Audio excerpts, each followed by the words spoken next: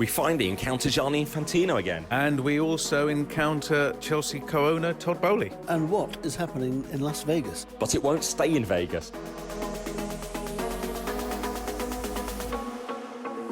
Hello, welcome again to Sport Unlocked. If you hit subscribe, you land in your feeds automatically to listen to Martyn Ziegler from The Times, Tariq Panja from The New York Times, and myself, Rob Harris from Sky News. And we're all together, and on this Oscars weekend, we're in Hollywood. That's right, we're in Hollywood, and that's why we had to wait a bit longer for Martyn Ziegler to appear. Too much time in hair and makeup this morning, Martyn. Yeah, we're in the fantastic, glamorous surrounds of Hollywood in Belfast. Yeah, we're here for the International Football Association board meeting, but more importantly, we're surrounded in very tight confines with many of the people we do talk about on the pod, and they're not exactly always running away from us.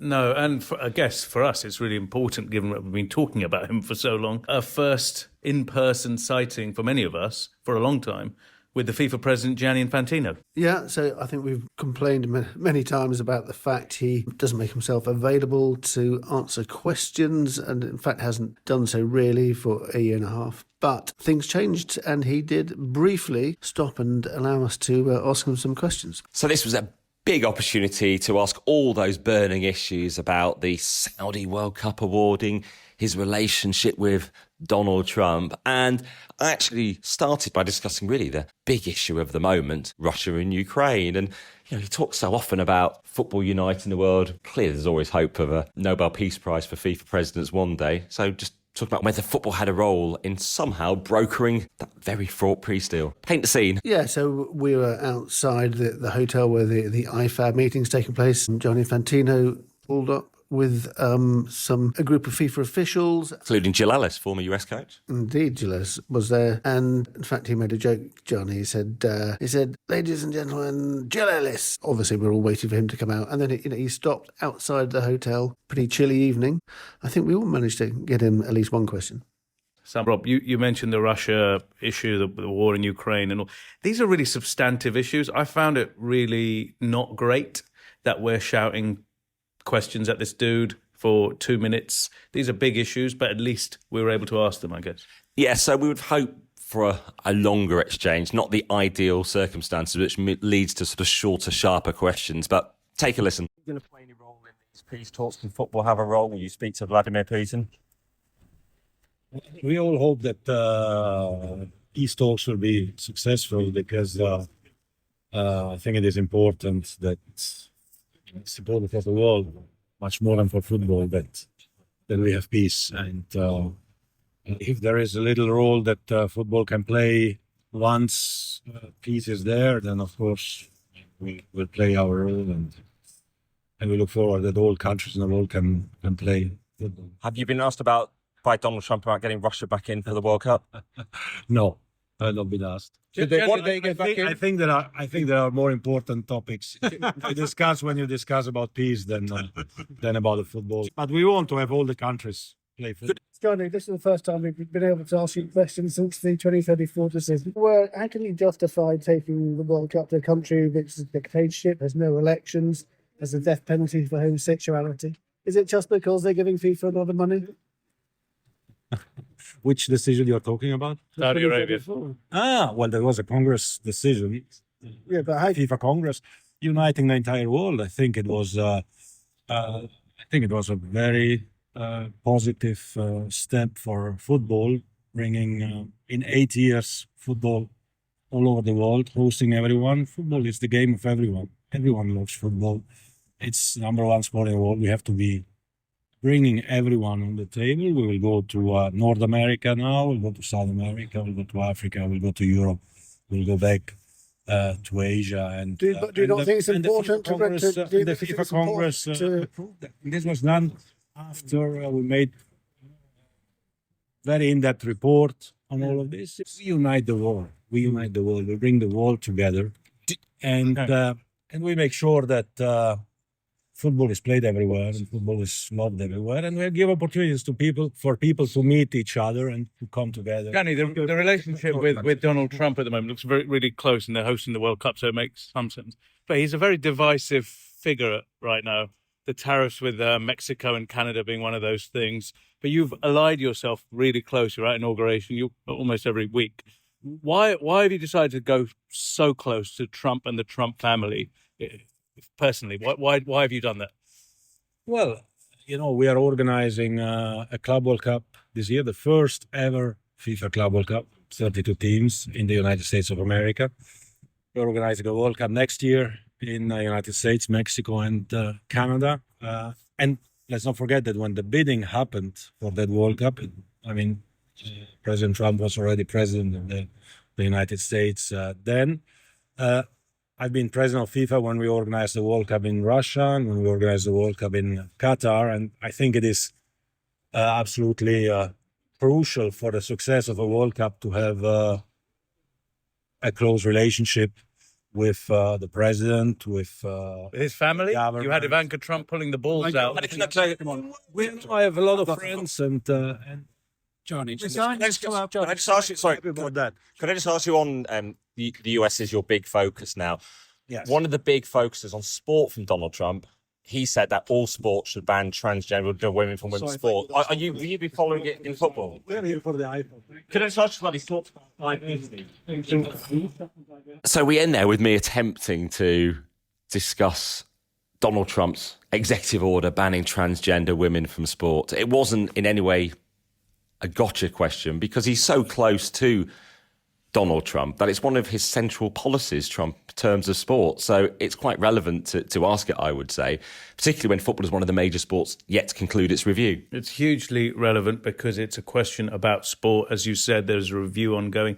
And not only is he close, even in our brief exchange there, if you listen to it, he described the Trump and Trump family as friends of his. So, and the questions where sport has an impact is Ziegs in sport, right? Presumably. So the trans issue that Rob raised probably is extremely relevant. Well, it clearly is, and it's a big issue in terms of holding international sports events in the United States. What does it mean if international federation has different rules? For example, at the moment, FIFA does have different rules to what Trump is envisaging. And we did get to hear more on this complex issue the next day at the IFAB news conference. So let's take a listen. In a moment, you'll hear from the English FA Chief Executive Mark Bullingham and FIFA Secretary General Matthias Grafström. But first, here's the question from the Daily Telegraph's Ben Rumsby. it's been a year since I asked you about where the FA was with its transgender policy. Since then, 2 teenage girls have been banned for sort of questioning trans players on the pitch. How close are we to having a policy that you're sort of settled on moving forward? When can we expect to hear something? So one of the cases you're referring to is live case, so I won't comment on the cases. I think if you look at the Equality Act, and we've had legal opinion on it, we feel that our policy is broadly in the right place. We do continue to look at areas which we might refine, and that's where we are. What about timelines? It just seems to be taking a very, very long time, years and years, to sort of come up with what the next step in this is going to be. As I said, I think we feel like we're broadly in the right place at the moment, and we've had that policy checked by King's Counsel. So we're confident that the policy is okay. We'll continue to look at refinements, and as and when we bring them in, we'll let you know. And quickly, Matthias, FIFA's policy on this, 4 years plus now of review. Can you give us any sense of when this will finally see this policy? Well, I think any cases of gender, we are still, reviewing, and we feel there is And while it doesn't obviously impact any footballers who might be participating, say, in the LA Olympics in 2028 in women's football, we don't know how that situation might change. And of course, we would have hoped for the ability to address this in different circumstances. I've been asking FIFA questions for over 2 years without taking any sort of opinion, just to know where their policy is at, because it is something sports are grappling with. So it's why we wanted to ask him. Yeah, well, he's the guy in charge. But if you think about the exchange as well, Martyn's question, which the listeners would have heard there, related to a really important issue, the 2034 World Cup in Saudi Arabia, not just awarding it to them, because we know they've got it, the circumstances of them actually being in a race by themselves for the 2034 World Cup. All of these questions we haven't had a chance to get to the bottom of. I found this really unsatisfying, if I'm honest, given the stakes, given the issues. But I think when he answered the question, he shows he has the ability to give an answer that doesn't stoke up some big row. So I suppose it would have benefited perhaps just addressing this earlier in and around the votes, the acclamation confirmation. Yeah, it's easier in those circumstances if you've only got a couple of minutes that you have to speak. You're not going to be sitting in front of people for the best part of an hour.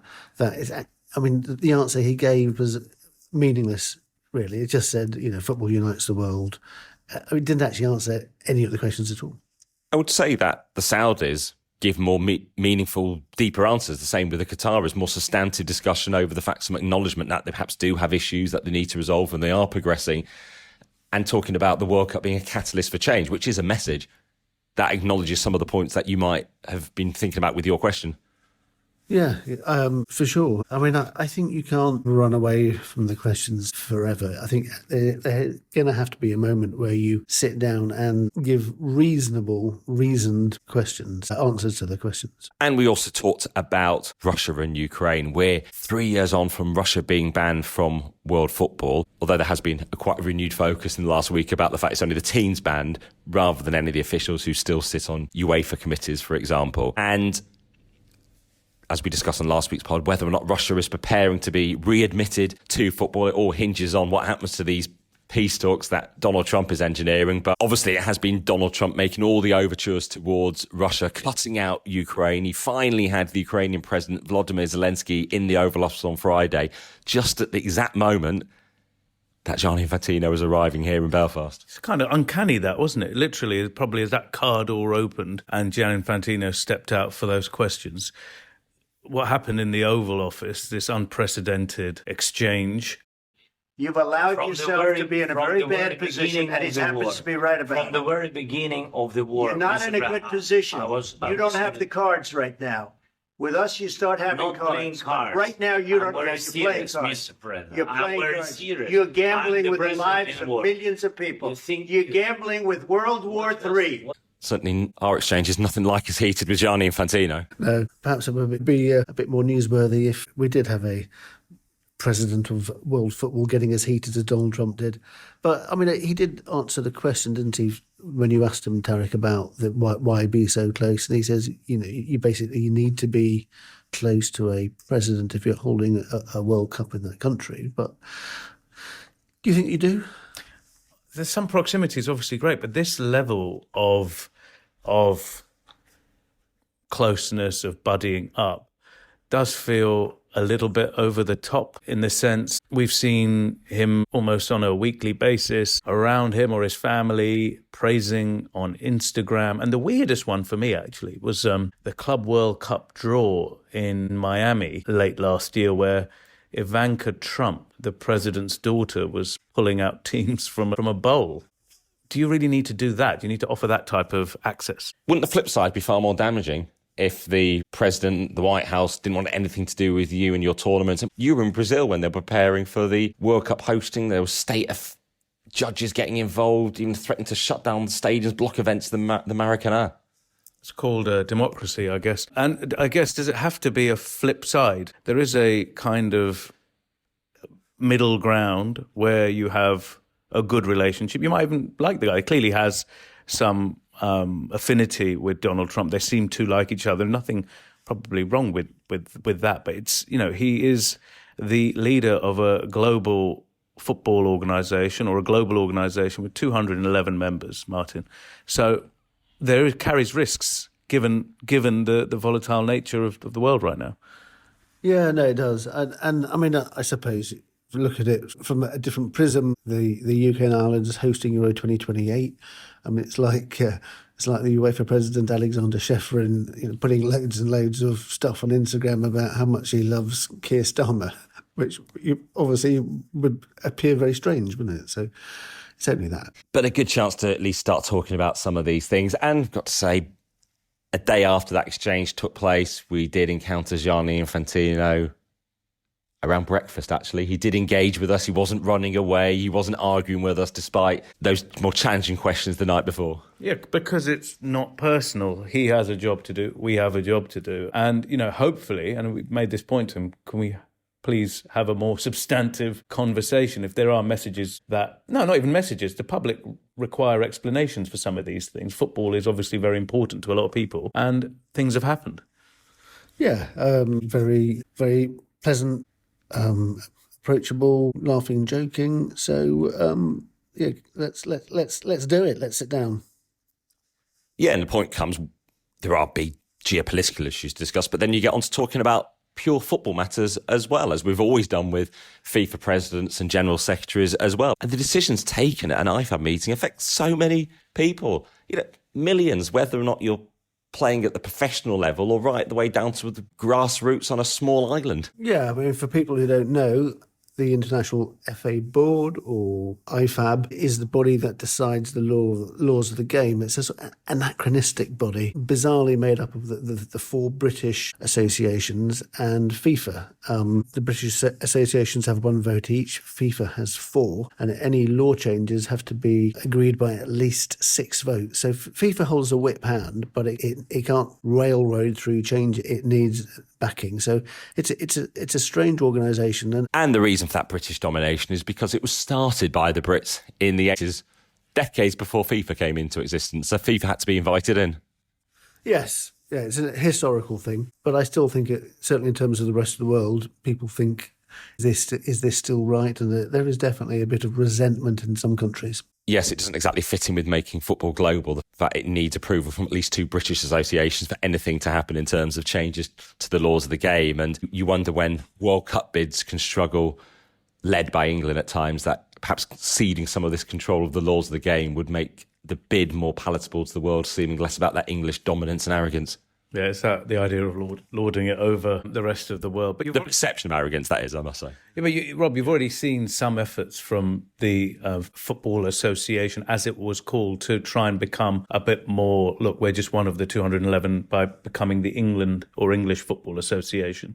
And that goes some way towards this. But really, the idea of IFAB, it does need to change, a lot of people would say. So this is the bit on the pod where we get into pure football occasionally, only ever around IFAB, because it's where the laws of the game change, and it's quite interesting. It's so consequential. Things like offside is what so many are moaning about, complaining when they're watching on television or in the stadium about why goals have been ruled out. There will be tens of millions at any particular game complaining about decision, but it's all set here. This is where they decide it. And an example of decisions being taken rather than dithering came in Saturday's meeting. With this, a clampdown on time wasting. Currently, if goalkeepers hold onto the ball for 6 seconds, an indirect free kick should be awarded. But we were told it rarely happens. So now they'll have 8 seconds to rid themselves of the ball, or a corner will be awarded. And this now adds to a drop. And this should add to the drama and could liven up the crowds if they join in. Referees will use their hands to count down from 5, as the FIFA Secretary General Matthias Grafström explained. The tests were very successful, and actually that they didn't have to. And the referee didn't have to whistle for corners, because actually also is a sign players are, or the goalkeepers are warned that the other team will get a corner kick. So I think also the combination of having the visual part of having a referee signaling that there may be a consequence coming has been very beneficial, and also that a corner is more acceptable than an indirect free kick within the penalty box. Watch out for this change to the laws of the game from next season. In fact, it will come in time for the Club World Cup in June and July. Something that IFAB's also working towards is ending those newfangled VAR-era toenail offsides. Nothing imminent in terms of a change to the laws, but something they're working on. Yeah, so Arsene Wenger, the former Arsenal manager, FIFA's head of global football development, he's been looking at this for some years. He has trialled this idea where you have the daylight between the attacker and the defender for there to be an offside decision. That has been seen as being giving too much advantage to the attackers. So David Ellery, the former English referee, who's now IFAB's technical director, and Wenger have come up with a sort of compromise proposal. It's called, this might sound familiar to other pod listeners, the overlap. Yes, it's where the torso of a player's body overlaps the defenders. So instead of your foot or toe being offside, it has to be your upper torso for there to be an offence. So it gives a bit more advantage to the attacker, but not as much as this sort of clear daylight. But also the sense that if you see two bodies intertwining, overlapping, you just give the attacker the advantage. There's no point micro-analysing it. If you're clearly very close to each other, those times you're drawing lines on screen to see who might be slightly ahead, even if the torso's slightly ahead. Well, it doesn't matter because your bodies are so close to each other. Attacker has the advantage. You're clearly not goal hanging.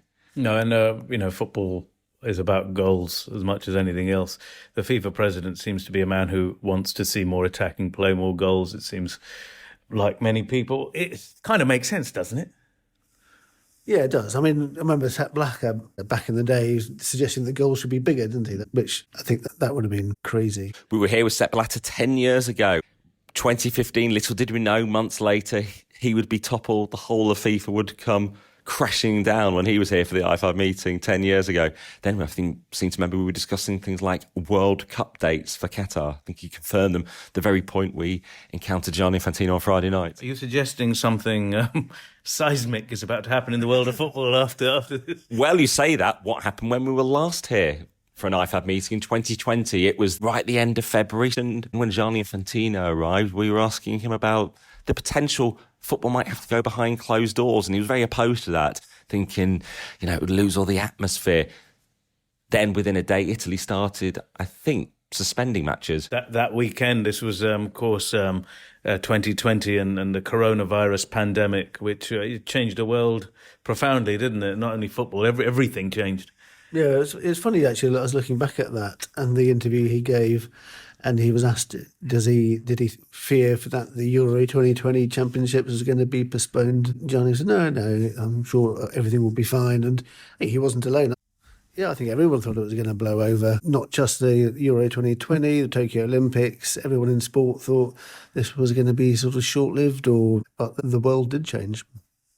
Yeah, we were in Amsterdam a few days later for the UEFA Congress, and that was where certain cases started to spread, and before we knew it, football was shut down. Bit of reminiscing there. Perhaps we should do more historic episodes, some of our stories from the past. Tariq, you and myself, we were both at the Financial Times Business of Football Summit before IFAB, quite a gathering of high-powered people from across the game. Yeah, it's an annual meeting. It's actually quite good. They managed to get some really interesting guests. And there's a guy who comes every year, almost determined to make news, and it won't surprise people in football, Javier Tebas, La Liga president. He always has lots to say, pencils sharpened because he's going to say something. And it wasn't what he said on stage that created the biggest furore. No. So that he also holds a media briefing after. And he picked a usual target for Javier Tebas, Manchester City, the Premier League champions, for an attack for their state-owned status and what comes with it. What did he say? Well, City insists they aren't state-owned. They are a private investment from Sheikh Mansour's company. Obviously, much funding, though, from Abu Dhabi, from the sponsors, which are perhaps at the heart of this complaint, complaining to the European Commission that City are distorting the competition by receiving funding from non-EU states. Yeah, so this basically, the European Union has state aid laws, which until 2023 were related to European countries funding companies in their own country. But that has now been extended to getting state aid from outside. That was some of us were aware of this case, but he made sure he got the headlines basically by likening Manchester City to Enron, the scandal-plagued energy company that collapsed about 2 decades ago. He essentially said that Manchester City was like Enron, hiding its losses in a bunch of other satellite companies. And Enron obviously isn't a good thing to be associated with, Martyn. No, and I'm sure Manchester City were very annoyed by that, not for the first time by Mr. Tebas. But if it's a European Commission complaint and there's no, since Brexit, Manchester City isn't covered by the European Commission, how does that work? And of course, the City Football Group has Girona in Spain, in the EU. Yeah, and he was asked about this, and they also play football in the EU by being in European competition. That said, look, this guy has made a similar complaint against Paris Saint-Germain. Is it going anywhere? Probably. That's the thing. We have no idea if it's going anywhere. Anyone could write a letter to complain to anybody else. He said they haven't even had a reply from the European Commission. I'm sure they've got a lot more on their plate than this, perhaps. Could you say La Liga also has the benefit of non-EU state aid distorting the competition? It has Visit Saudi as a sponsor, ironically after Tebas spent many years railing against Saudi. Yeah, he obviously has changed his views on that. But I think that the question about this is not about whether you have a sponsor from the UAE, Qatar or Saudi or Greenland or anywhere else.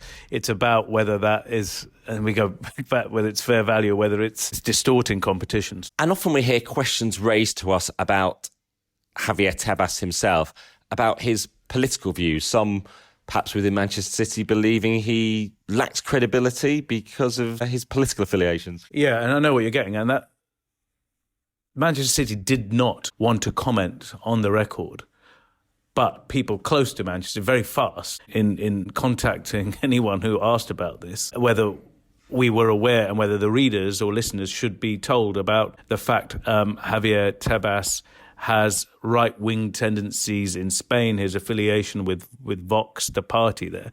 But once you get into that role, you start talking about the politics of Abu Dhabi and Sheikh Mansour and all these things, because we weren't talking to Javier Tebas in this case as a representative or someone allied to a right-wing political party. He has a job. He's a chief executive of La Liga, and he said this. And talking of rare appearances, I understand Todd Bowley was on the stage at the FT Summit. What was he saying? Well, the Chelsea co-owner wasn't talking about the civil war. That was all the talk of the club at the start of the season.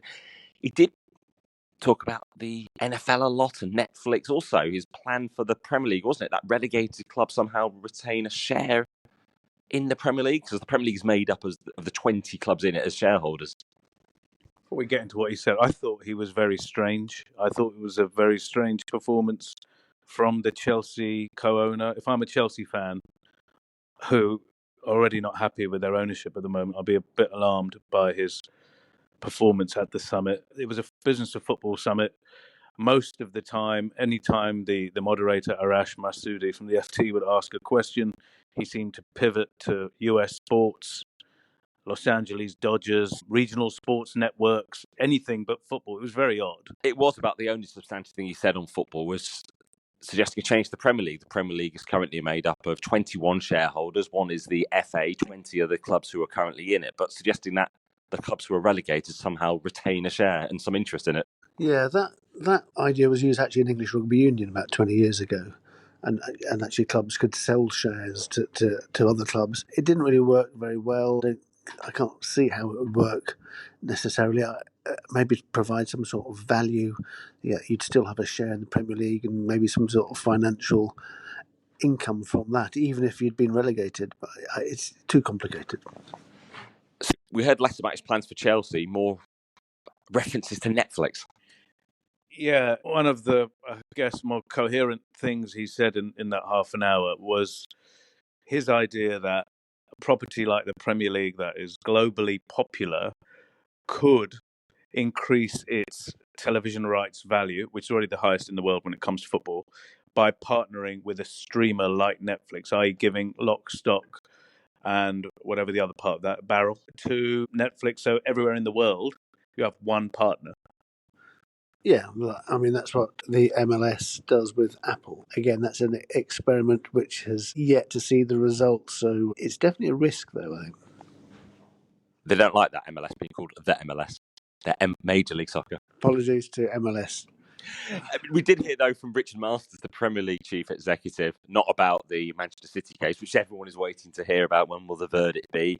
He was talking about the future of their own in-house broadcasting operation. It's currently Premier League Productions in partnership with IMG. It will be taken in-house and become Premier League Studios in a year or so. And the suggestion they might go direct to market themselves in some places around the world. So it'd be a Premier League product being sold to watch matches on.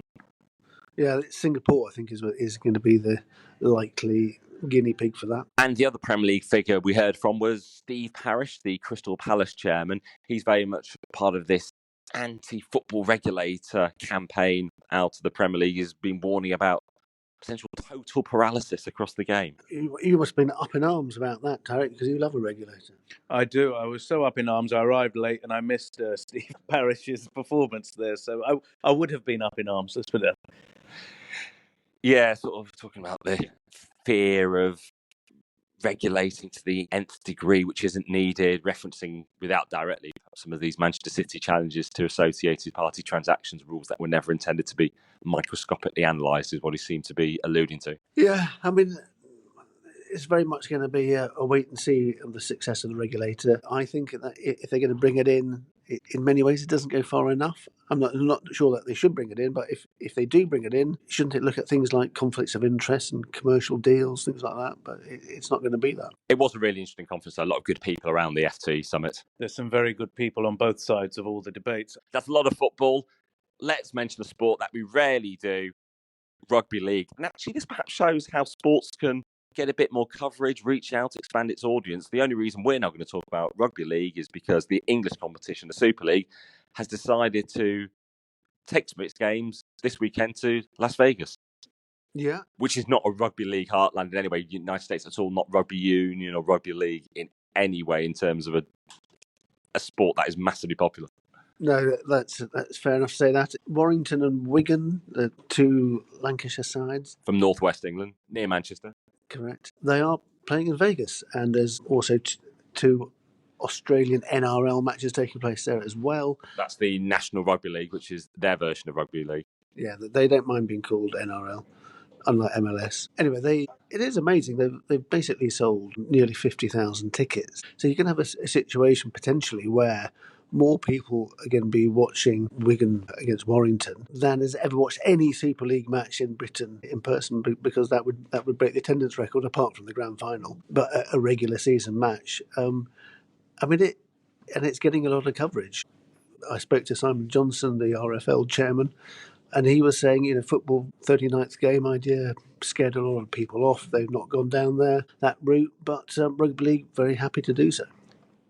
And sports need to create a bit of a buzz. That's why, again, we're talking about rugby league. Having sports are just so complacent within their own markets. They've got football dominating, but they can't break out in terms of some of that media coverage. And you need to do different things like that to spark a conversation. I don't think the Premier League needs to go global like that. It's already a huge product at this point. But, of course, you shouldn't be complacent. I would love to know why 45 to 55,000 people and who the audience is for the game. Vegas, it's quite appealing for some people to go in sort of late February, early March to the warmth of Nevada, perhaps from England. But the question is it people from England who are going there, or are there people in the States? And also, it's coming at a time where FIFA has been unable to sell any tickets for the Club World Cup. So you're saying you bring these events to the US, they've not been able to sell their tickets. Well, Las Vegas has done. Is it because it's a one-off game, bit rubbernecking, bit weird? It's a chance for people to combine it with a holiday. It's a one-off. It's not like they have to budget to go every few months around the world to follow your Super League team like that. Whereas the Club World Cup is obviously a multi-week commitment financially and with time. And, with Super League, it's not like they're necessarily got these global trips the whole time.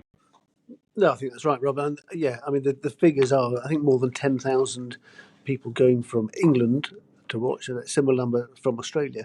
But interestingly, 30,000 tickets sold in America itself, which I'm sure they would love to do that for the Club World Cup matches. And actually in and around the IFAB meeting, the FIFA people talking about the Club World Cup quite a lot. I think they're trying to work out how it will land in terms of popularity, hoping it will be big, and definitely it can't be viewed on one tournament alone. Obviously quite a moment for football in North America and for CONCACAF.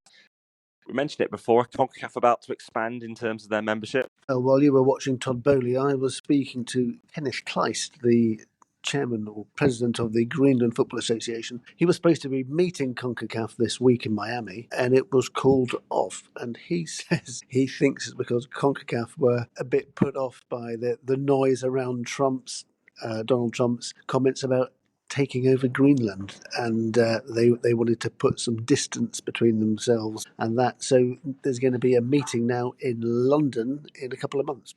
Plenty of distance between Greenland and all the other members of CONCACAF anyway. Yes, I did say to him, if Barbados want to play Greenland, what would happen there? And he said, we'd either play in Miami or Iceland. Huge distances to travel there. Well, it's been good to all be together here in Northern Ireland, the first pod recorded from Northern Ireland. And hopefully not the last, because Ziegs, in Hollywood, you've enjoyed yourself in Hollywood, haven't you? You've got your makeup on, you've got your fancy clothes, the sort of scene you love. Yeah, we had a good Friday. I think we'd agree on that. Yeah, this Oscars weekend, remembering that FIFA film of years gone by? Oh yes, United Passions, funded by FIFA. Tim Roth saying he really needed the money and it's the worst thing he's ever done. Maybe we'll have to do a watch along one day, revisiting that entire film. Well, you can, as ever, send us your thoughts, sportunlockpod@gmail.com, @sportunlocked on X, Facebook, Instagram, Blue Sky, every platform. And remember to like and review us. But for now, thank you for listening. Goodbye.